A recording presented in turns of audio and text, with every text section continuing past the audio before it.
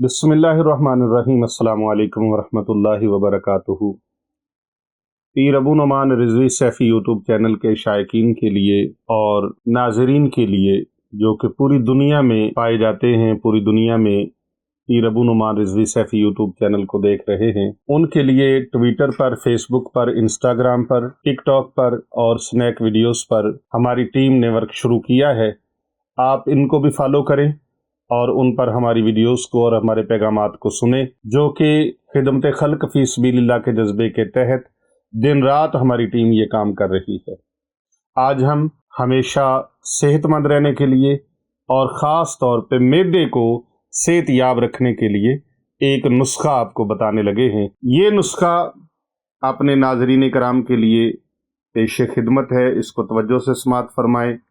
जब सुबह उठें तो खाली पेट 2 गिलास पानी या कम अज़ कम 1 गिलास पानी, ताज़ा पानी जो है वो लाज़िमन इस्तेमाल करें, लाज़िमन इस्तेमाल करें।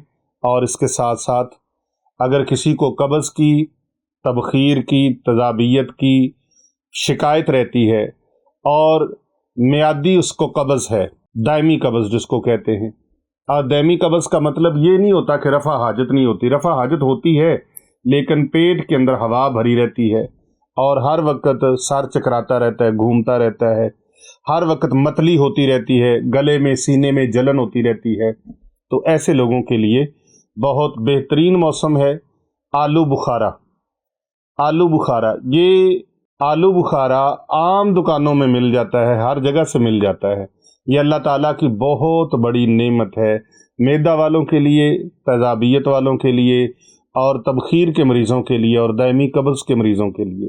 5 दाने आपने आलू बुखारे के खाने हैं, शाम को खाना खाने के बाद खा लें, या सुबह उठ के खाली पेट मुयस्सर हो तो उस वक्त खा लें। दिन में 1 से 2 बार लाजमन 5 दाने खाएं, 5 दाने खाएं और इस बहुत बड़ी बीमारी से अपनी जान छुड़ाएं, इस बहुत बड़ी बीमारी से अपनी जान छुड़ाएं और इस परेशानी से निजात पाएं।